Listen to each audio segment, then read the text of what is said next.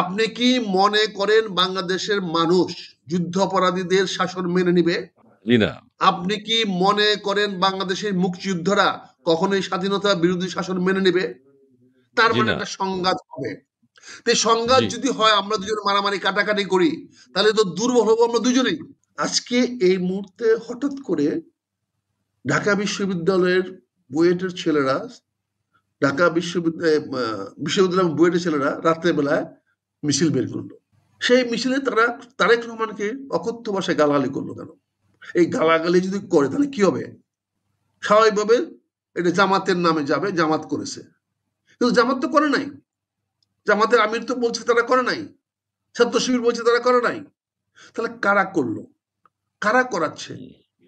যারা ইউএসএআইডির কাছ থেকে টাকা নিয়ে $29 মিলিয়ন নিয়ে রিজম চেঞ্জ করতে পারে, তা আরো যদি 29 মিলিয়ন যদি ভারত কাউকে দেয়, তাহলে তারা আরেকটা রিজিম চেঞ্জ করবে না?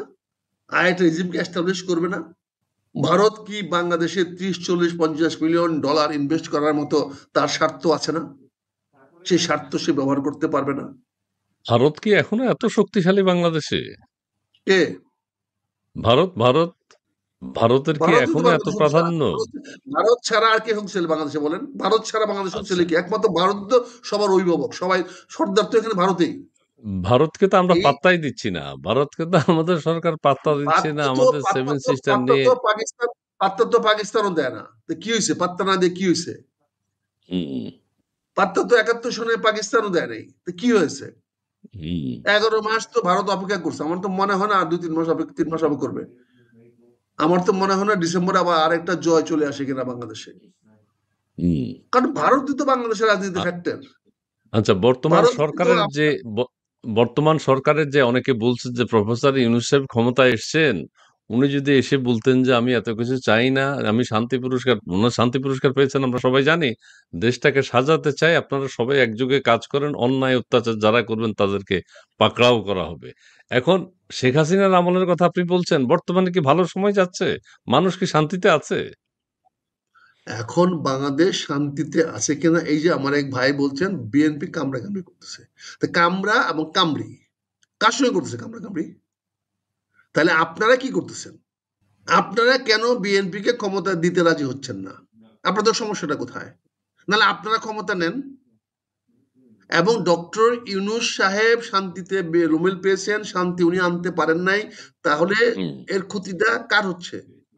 দেশের ডক্টর হচ্ছে। ডক্টর ইউনূস সাহেবকে যারা আনছে তাদের তো ক্ষতি হচ্ছে। ডক্টর যাদেরকে ও পাঠায় দেয়া পলায় খালি করে আসছে, তার তো ক্ষতি হচ্ছে না। শেখ হাসিনা যদি ব্যর্থ হয়, সরি, ডক্টর ইউনূস যদি ব্যর্থ হয়, তাহলে লাভ কার? লাভ কে করবে? ভাই দেখেন, একটা জিনিস আমি আপনাকে যেটা বলতে চাই, আপনি আমাকে ডাকছেন, আমি জানি না কি কারণে কি বলতে চাচ্ছেন, বাট বাস্তবতাটা বোঝার চেষ্টা করেন। আজকে এখানে আমরা 3টা পক্ষ ছিলাম। একটা ছিলাম বিএনপি, একটা ছিলাম আওয়ামী লীগ, আর একটা ছিল ইসলামিক আচ্ছা। রাজনৈতিক দলগুলো। সেখানে আজকে শেখ হাসিনা বা আওয়ামী লীগ মাঠে নাই। এখন আমরা দুই দল ঐক্যে ছিলাম। তা আমাদের অনৈক্যটা ভাঙবে কে? আমাদের মধ্যে বিভেদ সৃষ্টি করাবে কে? আমি কেন তাদের বিরুদ্ধে বিভেদ সৃষ্টি করব? আমি কেন জামাতকে গালাগালি করব? আমি কেন ছাত্র শিবিরের বিরুদ্ধে যাব? তারা তো আমার বন্ধু, গত 15 বছর 20 বছর ধরে আমরা একসঙ্গে চলছি। আমি কেন যাব? বা জামাতই বা আমার বিরুদ্ধে কেন যাবে? আমরা তো একসঙ্গে ভাগাভাগি করে রাষ্ট্র চালাতে পারি। আমরা তো ডক্টর ইউনূসকে বলতে পারি, আমরা তো নির্বাচন করে আমরা জামাতকে ক্ষমতা দিতে পারি, আমরা আলোচনা টেবিলে বসতে পারি। কিন্তু দুই পক্ষ তো রাজি হবে না আওয়ামী লীগকে ক্ষমতা দিতে। কাজে এখানে আওয়ামী লীগের যে স্টেক, আওয়ামী লীগের যে ইন্টারেস্ট, আওয়ামী লীগের ইন্টারেস্ট দেখার জন্য ভারত রয়ে গেছে। ভারত যখন আওয়ামী লীগের নেতাদেরকে স্থান দিয়েছে, তো আজ হোক কাল হোক তাকে তো আবার বাংলাদেশের মাটিতে ফেরত পাঠাবে।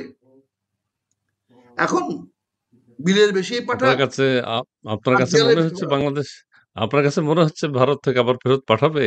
শেখ হাসিনার বিরুদ্ধে তো দেখো, বিচার হচ্ছে শেখ হাসিনার নাকি বিচার হবে এবং শেখ হাসিনার বিচার এটা হবে।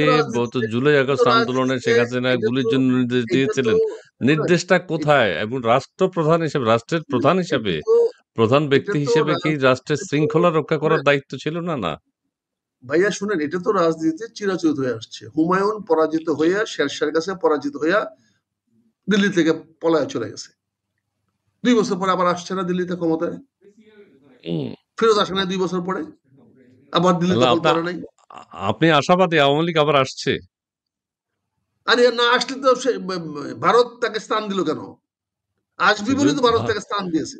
আপনি এক জায়গায় তাকে বলেছেন আবার ভারত, শেখ হাসিনা বাংলাদেশে, তো, আপনি এক তাকে জায়গায় বলেছেন শেখ তাকে হাসিনা তো পালিয়ে তাকে যায়নি। আবার শেখ হাসিনা তাকে আবার বাংলাদেশে ফেরত পাঠাবে বলেই তো সে স্থান দিয়েছে। আপনি যদি আমি খুবই ভালো। আরেকটু আগায় যাই, আমি যদি জি, আরেকটু আগায় যাই, হযরত জি। মুহাম্মদ সাল্লাল্লাহু আলাইহি ওয়াসাল্লামকে মক্কা থেকে বিতাড়িত করা হয় নাই? উমর, খালিদ বিন ওলীদ ওরা কি নাঙ্গা আ তলোয়ার নিয়ে উনাকে পাঠায় নাই?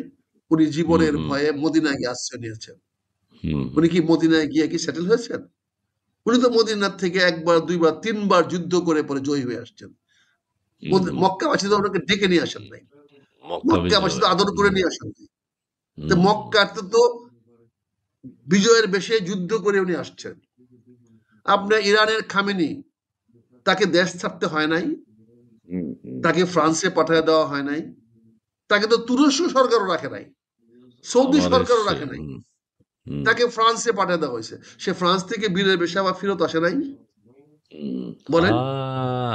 তাহলে আওয়ামী লীগের কাজে নেতা কর্মীরা তো খুশি রাজনীতিতে হবে আপনার রাজনীতিতে বক্তব্য শুনে। আগামী দিনে কি হবে? আজকে যে যে অবস্থাটা সৃষ্টি হচ্ছে, আজকে যে অশান্তি সৃষ্টি হচ্ছে, এই অশান্তি, এই প্রচার প্রচারণা, এতে ক্ষতিগ্রস্ত, তারেক রহমান গালাগালি করা হচ্ছে, জামাত বিএনপি পরস্পর কাদা ছোড়াছড়ি হচ্ছে, এই সবগুলো বুঝে হোক, না বুঝে হোক, আমরা ভুল করে হোক, যেভাবে হোক, আমরা শেখ হাসিনা এবং ভারতের পারপাস সার্ভ করছি। আপনাদের জন্য অনেক ভালো গুড, হচ্ছে। Good, good. আওয়ামী আপনাদের লীগের নেতা দলে, আমি একটু বলে আপনাদের, দিই, আমি খুশির খবরটা বলিনি, আওয়ামী লীগের নেতা কর্মী যারা এখানে শুনছেন বা তৃণমূলের যারা, আখতারুজ্জামান সাহেব যে চমৎকার করে বলেছেন, আওয়ামী লীগের সম্ভবত সুদিন আসছে, সুদিন আসবে, নেতা কর্মীরা খুব খুশি হবে এবং আপনার বক্তব্য শুনে আরে ভাই সেটাই মনে সুদিন হচ্ছে, তো ভালো আসবেই। লাগছে। না না, জি, আপনি প্লিজ। সুদিন তো আসবেই। আপনি কি মনে করেন বাংলাদেশের মানুষ যুদ্ধাপরাধীদের শাসন মেনে নিবে? জি না।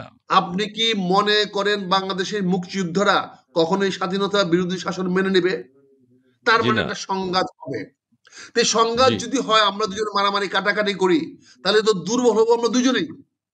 জি। সংঘাত হলে বিএনপিরও ক্ষতি হবে, মেজর আক্তার এই কি বলে, এই জামাতেরও ক্ষতি হবে। এই দুইটা পক্ষের ক্ষতি হলে লাভবান তো হবে একমাত্র আওয়ামী লীগ এবং ভারত সরকার। কাজে আপনাদের সুদিন, আপনার তালিয়া গুড। বাজার, আওয়ামী লীগ তালিয়া বাজার, আওয়ামী লীগ আছে গরু জবাই করে খাওয়া। আচ্ছা, আওয়ামী আচ্ছা, লীগের বাজাচ্ছি, আওয়ামী বাজাচ্ছি। লীগের আওয়ামী লীগের পরিকল্পনা বাস্তবায়িত হতে চলছে। ওরে আজকে বাপরে দেখেন বাপ! কত কিরকম পরিকল্পিত ভাবে বলা হচ্ছে, কাওয়ার সঙ্গে তারেক রহমানকে মিলানো হচ্ছে। আচ্ছা। এটা কি জামাতের মাথার থেকে আসছে? এটা জামাতের আ বুদ্ধি না, এটা আচ্ছা। জামাতের বুদ্ধি না। জামাত কখনোই তারেক রহমানকে কাওয়ার সঙ্গে মিলাবে না। জামাতের সাথে কি জামাত এত এবং আন্ডারস্ট্যান্ডিং আছে? কি জামাত জামাত এবং তারেক রহমানের আন্ডারস্ট্যান্ডিং অনেক ডিপ, অনেক গভীর। আচ্ছা। ও তাহলে তাদেরকে দেশবাসী আপনার যেটা মনে সমাজে করছে তাই। পারবেন না। কিন্তু এমন হ্যাঁ, একটা পরিবেশ সৃষ্টি করা হচ্ছে, যেহেতু পুলিশ অদর্প, কিছু করতে পারতেছে না, তখন কতগুলো পোলাপান এসে ভাড়াটিয়া পোলাপান দিয়ে ঢাকা ইউনিভার্সিটিতে বুয়েটে মিছিল করানো হচ্ছে।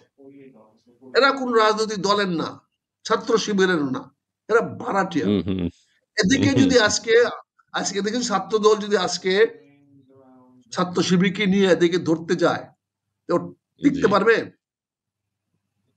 না। এত কিছু আছে বলে, ছাত্র শিবির আর ছাত্র দল যদি একসঙ্গে গিয়ে এদিকে ধরতে যায়, ওরা টিকতে পারবে? কিন্তু এখানে ডালমে কুছ কালা হয়, এখানে টাকা পয়সার কিছু খেলা হচ্ছে। আচ্ছা। এখানে ধরেন এনসিপি বাইরে বাইরে ঘুরে বেড়াচ্ছে, তারা ঢাকা শহর ছেড়ে দিছে। তারা হুম, আগামী 5ই আগস্টের আগে ঢাকা শহরে এমন একটা পরিবেশ সৃষ্টি করতে চাচ্ছে, যাতে ঢাকাতে আবার উত্তাল কিছু হয়।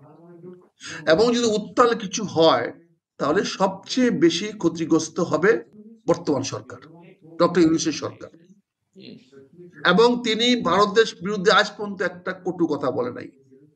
উনি যে একজনকে ওই ইয়া বানাইছেন, কি নিরাপত্তা উপদেষ্টা বানিয়েছেন, আমি একটা ইন্টারভিউ শুনেছি, আমার গুরুদেব পিনাকি ভট্টাচার্য ইন্টারভিউ নিয়েছেন। উনি 11 বার জিজ্ঞাসা করছেন ভারত সম্বন্ধে, প্রশ্ন করেছেন, উনি একবারও ভারতের বিরুদ্ধে একটি কথা বলে নাই। উনি উল্টে আরো বলেছেন যে আমি ভারতের জায়গায় থাকলে তাই করতাম। কাজে আজকে যে অবস্থা সৃষ্টি হয়েছে, মিটফোর্ডের ঘটনা বিচ্ছিন্ন ঘটনা, এটাকে যারা ব্যবহার করতে চাচ্ছে, আপনি মসজিদের ইমাম সাহেবকে মারতে যাওয়া যে ছেলেটা হয়েছে, এটা তো আমি আশা করেছিলাম জামাত সবাই মিলে কন্ডেম করবে, কিন্তু করে নাই। যেখানে রক কেটে যুব দলের ছেলেকে মারা হয়েছে, আমি সেখানে আশা করেছিলাম যে সেখানে এই রাজনৈতিক দলগুলো ব্যবস্থা নেবে, কিন্তু নেয় নাই। আজকে দেখেন গোলাম মোল্লা রনিকে মারার জন্য একটা বিশাল দা নিয়ে ফেসবুকে ছবি উঠায়া বলা হচ্ছে। আচ্ছা, আপনার বিরুদ্ধে আছে? আপনাকে নিয়ে তলোয়ার নিয়ে ছুরি নিয়ে কেউ দাঁড়িয়েছে না? আমার তো ছুরি তো কত 30 বছর ধরে দাঁড়ায় আছে, দাঁড়াইতে পারে, বুঝছেন না, দাঁড়াতে পারে। তবে আমি তো রনি না, আমি ছুরি ঘা খাবো না। যতক্ষণ জান থাকে ততক্ষণ ছুরি দিয়া ওই ছুরি ছিনায় নিয়ে আঘাত করার চেষ্টা করব। আমি যুদ্ধ করে মরব, আমি এক পেশে গুলিতে মরব না। আমার পিস্তলে যে কটা গুলি আছে সেই গুলিটা ব্যবহার করে আমি মরবো যদি আমাকে আক্রমণ করতে আসে। আমি রনি না। কিন্তু আজকে দুর্ভাগ্য, রনিকে বলা হলে আপনারা কেউ কন্ডেম করেন নাই। সমস্ত আওয়ামী লীগের কোনো চ্যানেল থেকে প্রতিবাদ করেন নাই আপনারা। অথচ আপনারা বলতেছেন যে মিটফোর্ডের ঘটনাটা বিশ্বব্যাপী আন্দোলন তুলে ফেলেছে। গোলাম মোল্লা রনির মতো একজনকে একটা রামদা নিয়ে কথা বলবে, আপনার সুশীল সমাজ, আপনারা এই বিশ্ববাসী আপনাদের নজরে পড়ে না। ঘৃণিত, দুর্ভাগ্যজনক। আপনাদের প্রতি দেখতে লাগে।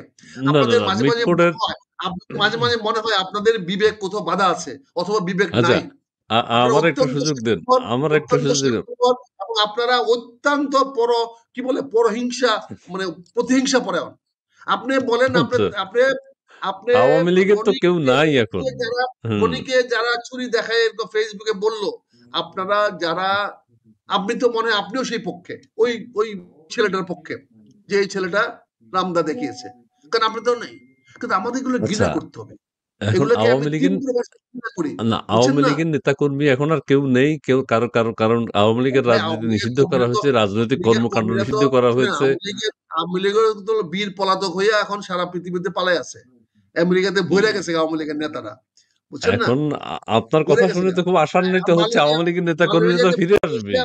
মালয়েশিয়া যেতে পারতেছে না, কারণ মালয়েশিয়ার গেলে ওখানে ওই বিএনপি জামাতের লোকেরা ওখানে আছে, ভালো করে ধুলাই দিবে। সৌদি আরবে যেতে পারতেছে না, দুবাই যেতে পারতেছে না, কিছু ইন্ডিয়াতে আছে, আর কিছু আপনাদের মার্কিন মূলকে আছে, বুঝছেন না, কিছু ক্যানাডাতে আছে, বুঝছেন না, যেখানে তাদের সহায় সম্পত্তি আছে। কিন্তু আওয়ামী লীগ একটা একটা মানে কি বলবো, আচ্ছা, আওয়ামী লীগের কি করা উচিত এখন একটু বলবেন? আওয়ামী লীগ মুক্তিযোদ্ধাদের সম্মান ধ্বংস করে গেছে, এই দেশটাকে জনগণের শান্তি শৃঙ্খলা, মানে মানুষকে একটা হুমকির মধ্যে ফেলে গেছে। একটা কাপুরুষের দল, পলাতকের দল, বারবার পলায়া যায়, আগেও পলায়া গেছিল। এই বাংলাদেশ সেনাবাহিনী বিদ্রোহ করেছিল বলে মুক্তিযুদ্ধটা হতে পেরেছিল। এখনো তারা পলায়া যাচ্ছে, পলায়া গেছে, বাংলাদেশের সেনাবাহিনীর দায়িত্ব নিয়েছে বলে আজকে বাংলাদেশটা এখনো 11 মাস টিকে আছে। যদি দায়িত্ব না নিত তাহলে আজকে অনেক মানুষই এই বাংলাদেশে আরো অনেক রক্তক্ষয় হতো, একটা গৃহযুদ্ধের দিকে চলে যেত।